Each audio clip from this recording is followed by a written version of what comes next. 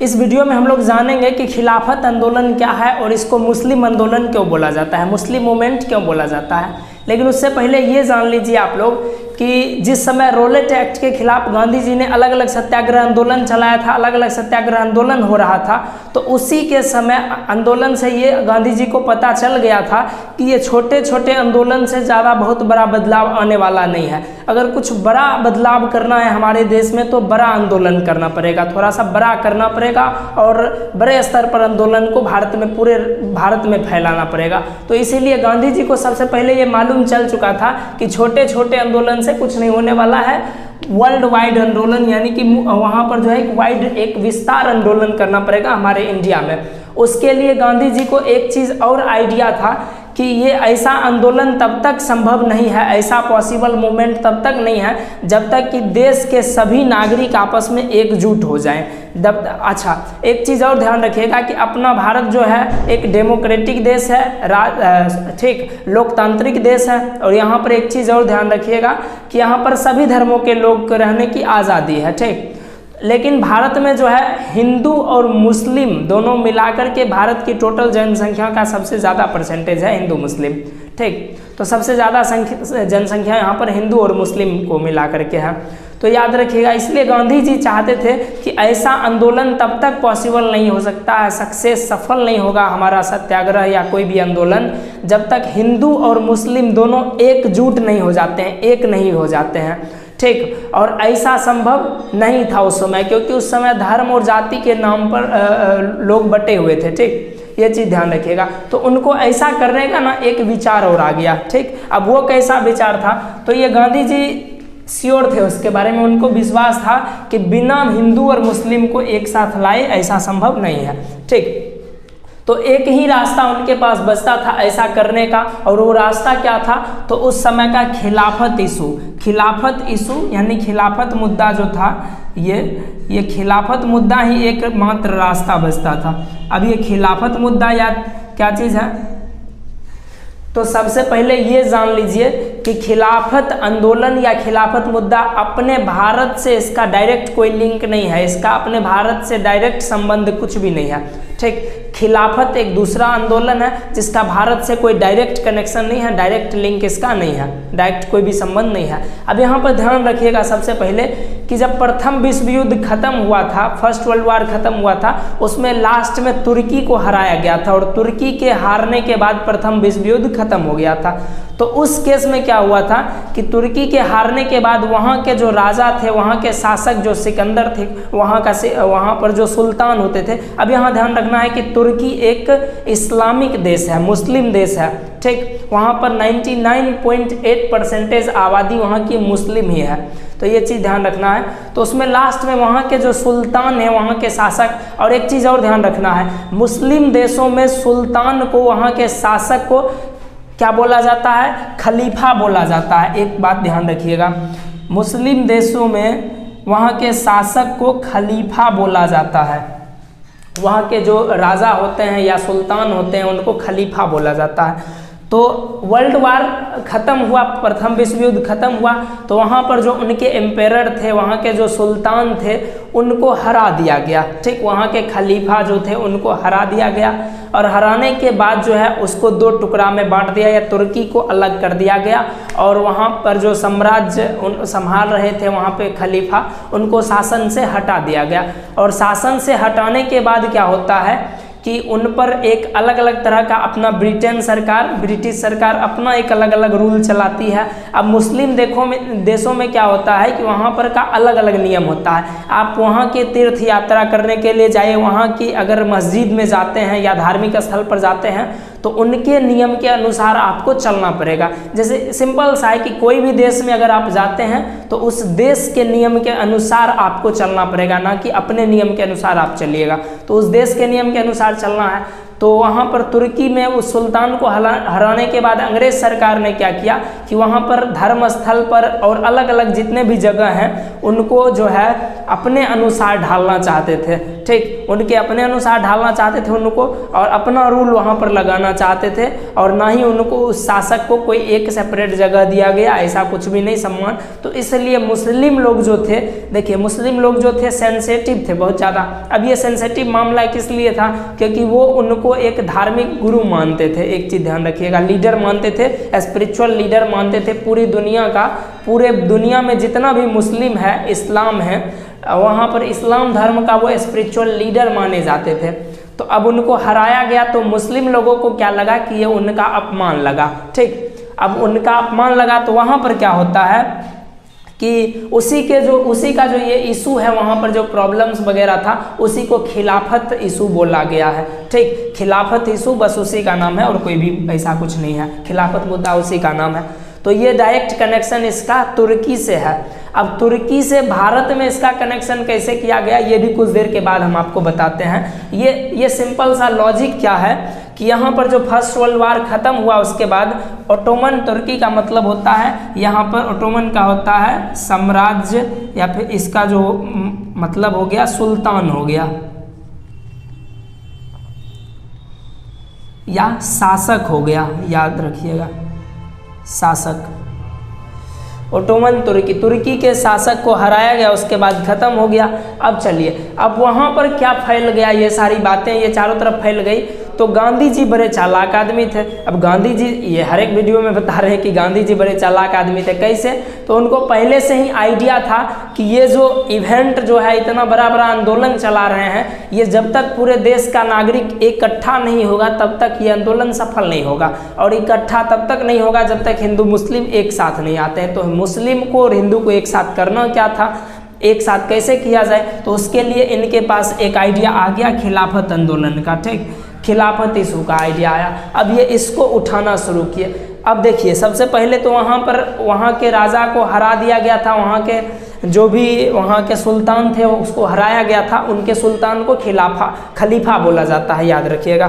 तो अब क्या था, चारों तरफ ऐसा अफवाह फैला दिया गया था, चारों तरफ ऐसा अफवाह फैल गया था कि वहाँ पर जो राजा हैं, सुल्तान है, या फिर मुस्लिम जो देश है वहाँ पर, या फिर कोई भी कम्युनिटी है, धार्मिक स्थल है, कुछ भी है, उसमें जो है ब्रिटेन सरकार अपना एक अलग शांति संधि लाना चाहती है, और एक स्ट्रिक्ट ये शांति संधि रहेगा, बहुत ही ये क्रूरतापूर्वक भरा हुआ, ठीक। तो यही र्यूमर का मतलब होता है अफवाह।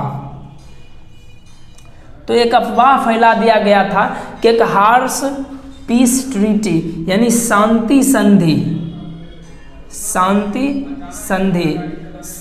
ठीक है। हार्श मतलब बहुत ही क्रूरता भरा, ठीक। तो एक इम्पोज करने वाली है उस साम्राज्य के ऊपर में जो वहाँ पर लड़ाई हार गया है। तो देखिए, जनरली ऐसा ही होता था कि जहाँ पर राजतंत्र चलता है तो राजा के हारने के बाद जो राजा जीतता है तो वो राजा अपना रूल स्थापित कर देता था दूसरे राज्य पर।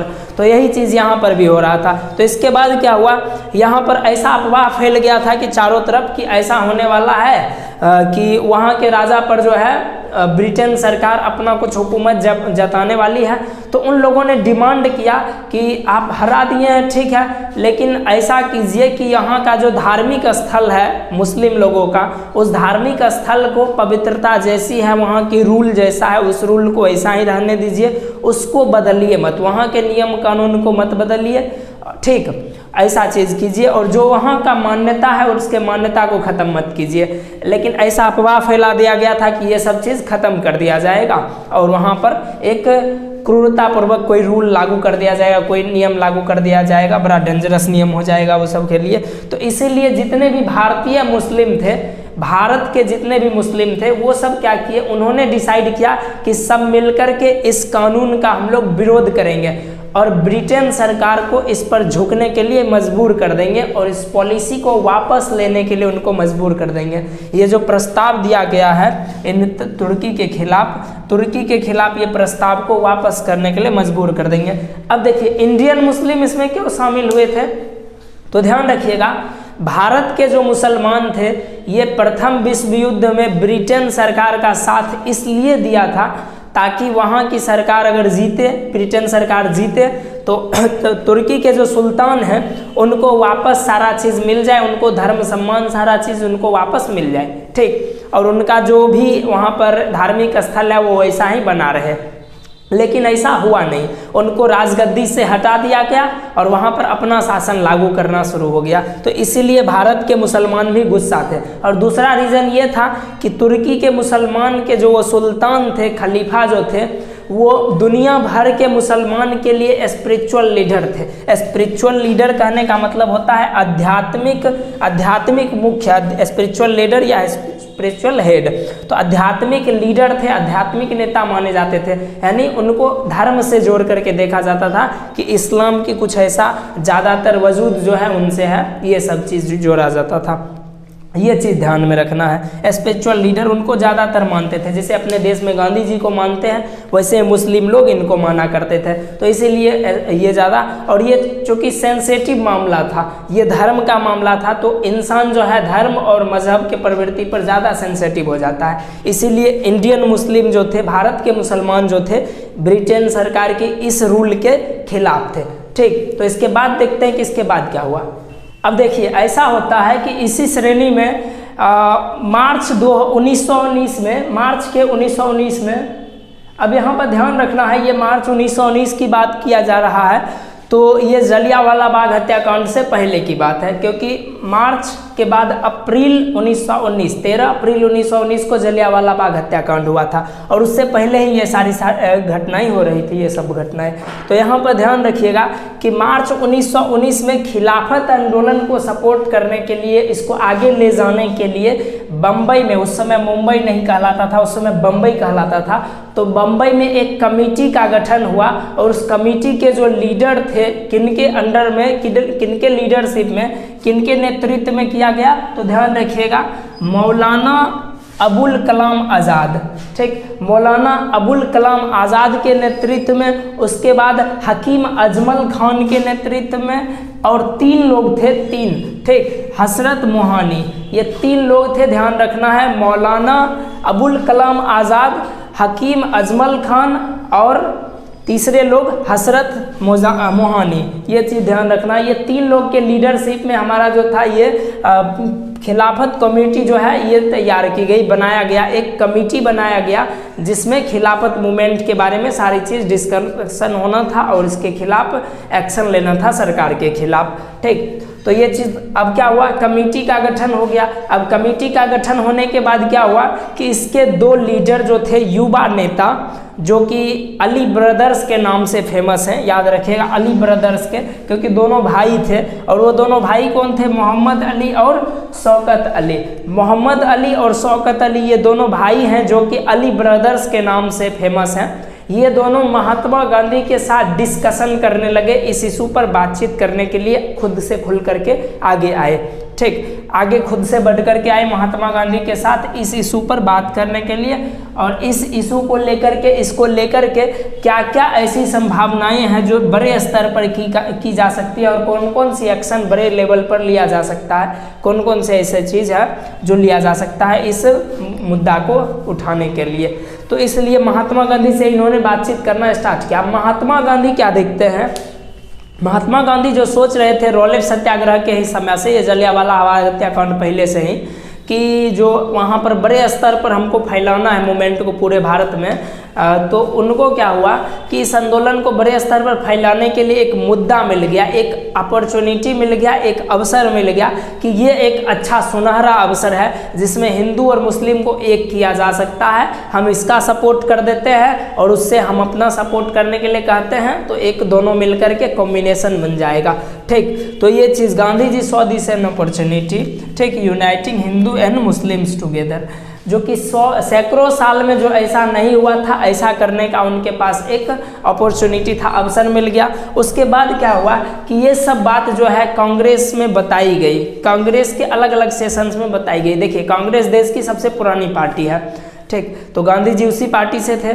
तो कांग्रेस में ये सारी बातें बताई गई, तो कांग्रेस के जो राजनीतिक थे वो सबको ये सारी बातें कुछ खास पसंद नहीं उस समय आई कि हमको खिलाफत इशू में किस लिए जाना है, हमको तो मतलब सिर्फ अपने देश को आज़ाद कराने से है ना, हमको तुर्की वाले मुद्दे से क्या लेना है, वहाँ के राजा के साथ कुछ भी हो उससे हमको क्या लेना देना है। लेकिन गांधी जी समझाए कि देखिए ये मुद्दा सिर्फ तुर्की का नहीं है, ये मुद्दा पूरे दुनिया के इस्लाम का है, और अगर हम लोग इस्लाम का समर्थन करते हैं, मुस्लिम लोगों का समर्थन करते हैं, तो मुस्लिम लोग जो है सेंटीमेंट उनका हमारे साथ जुड़ेगा, ठीक, उनकी भावना हमारे साथ जुड़ेगी, और जिसका सीधा फायदा ये होगा कि हिंदू और मुस्लिम आपस में एक हो सकेंगे, और हिंदू मुस्लिम एक होने के कारण वहाँ पर हमारा जो आंदोलन है उसको एक विशाल रूप मिलेगा। ऐसा उन्होंने समझाया ये पूरी बात कह करके।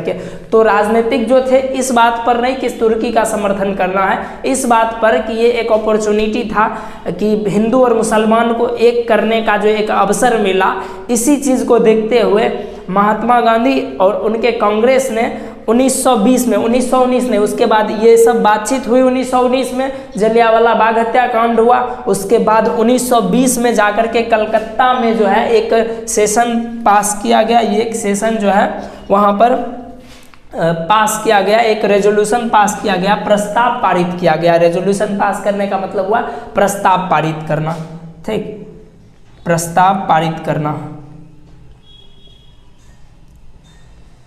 तो वहाँ पर 1920 में, ठीक, लिखे ना 1920, हाँ 1920 में जो है प्रस्ताव पारित किया गया, और उसमें ये बताया गया, वहाँ पर ये समझाया गया है कि हम जो है आपका समर्थन करेंगे खिलाफत इशू के, खिलाफत जो आंदोलन है, खिलाफत जो इशू है, मुद्दा जो है, उस मुद्दा के सपोर्ट में हम एक नन कोऑपरेशन मूवमेंट स्टार्ट करेंगे, असहयोग आंदोलन स्टार्ट करेंगे, जो कि आपके आंदोलन का समर्थन करेगा और उनको सपोर्ट करेगा, ठीक। लेकिन उनके बदले में आपको भी जो है हमारे आंदोलन में जितने भी आंदोलन होंगे उनका सपोर्ट करना होगा, सहारा देना होगा, उसमें मिल बांट करके भाग लेना होगा, ये चीज़ कहे। तो उनके जो लीडर थे वो लीडर भी एक्सेप्ट कर लिए, उनकी कमेटी भी एक्सेप्ट कर ली, ठीक, खिलाफत कमेटी भी एक्सेप्ट कर ली कि हाँ भाई ठीक है, कांग्रेस अगर हमको सपोर्ट करेगी तो हम भी कांग्रेस को सपोर्ट करेंगे, और हम भी भारत के अलग अलग आंदोलन में भाग लेंगे, ठीक। तो जितने भी मुस्लिम थे पहले अलग थे, बटे हुए थे, अब सब इस बात पर आकर के एकजुट हो गए। तो इसीलिए कांग्रेस ने 1920 में एक प्रस्ताव पारित किया, सितंबर 1920 में, ठीक। और इसमें क्या था कि उनको बताया गया कि आपके असहयोग हम अपना एक असहयोग नन कोऑपरेशन मूवमेंट स्टार्ट करेंगे। नन कोऑपरेशन का मतलब है असहयोग आंदोलन, असहयोग आंदोलन। अब ये ध्यान रखिएगा, ये आगे हम लोग पढ़ेंगे असहयोग आंदोलन। तो असहयोग आंदोलन हम लोग स्टार्ट करेंगे जो कि आपका खिलाफत इशू जो भी है उसका सपोर्ट करेगा, और Swaraj as well as Swaraj. Swaraj का मतलब है दो शब्द से बना है, स्व और राज। स्व का मतलब होता है अपना, और राज का मतलब होता है शासन, अपना शासन। देश अपना, देश की समान अपना, जनता अपनी, तो शासन दूसरों का क्यों, अपना शासन होना चाहिए। तो इसीलिए ये दोनों मुद्दा लेकर के आए कि अब अंग्रेज के किसी भी चीज़ का समर्थन ही नहीं करना है, सहयोग ही नहीं करना है, इसीलिए उसका नाम पड़ा असहयोग आंदोलन। और दूसरा स्वराज, अपना राज स्थापित करेंगे, अपने शासक को लाएंगे, अब अंग्रेज को भगाएंगे, ठीक। ये सब चीज़ है हमारा, ठीक। तो ये था हमारा खिलाफत इशू। आपको उम्मीद करते हैं कि ये सारी बातें समझ में आई होगी कि खिलाफत इशू जो है, खिलाफत मूवमेंट जो है, ये सब डायरेक्टली भारत से लिंक नहीं है, इसका डायरेक्ट भारत से कोई संबंध नहीं है, इसका संबंध है तुर्की से। और तुर्की में चूंकि इस्लामिक देश है तो वहाँ की मुस्लिम देश होने के कारण यहाँ के मुस्लिम का सेंटीमेंट उनके साथ जुड़ा हुआ था। तो कहीं भी मुस्लिम के साथ अत्याचार होगा तो दूसरे देश के जो मुस्लिम होंगे उनको आहत होती है, तो इसीलिए ऐसा कुछ हुआ था। तो ये चीज़ निकाला गया कि सपोर्ट किया जाएगा, और खिलाफत इशू के सपोर्ट में, खिलाफत मूवमेंट के सपोर्ट में एक और मूवमेंट गांधी जी द्वारा या फिर कांग्रेस के द्वारा चलाया जाएगा, नन कोऑपरेशन असहयोग आंदोलन। और ये चीज़ प्रस्ताव पारित हो गया 1920 में। उम्मीद करते हैं कि ये सारी बातें आपको समझ में आई होगी। नेक्स्ट क्लास में हम लोग जानेंगे कि असहयोग आंदोलन में क्या क्या चीज़ हुआ था और किस किस आदमी के लिए असहयोग आंदोलन कितना मायने रखा था। ये सब बातें हम लोग अगले वीडियो में, अगले क्लास में हम लोग जानेंगे। ठीक है, तो मिलते हैं हम लोग नेक्स्ट क्लास में।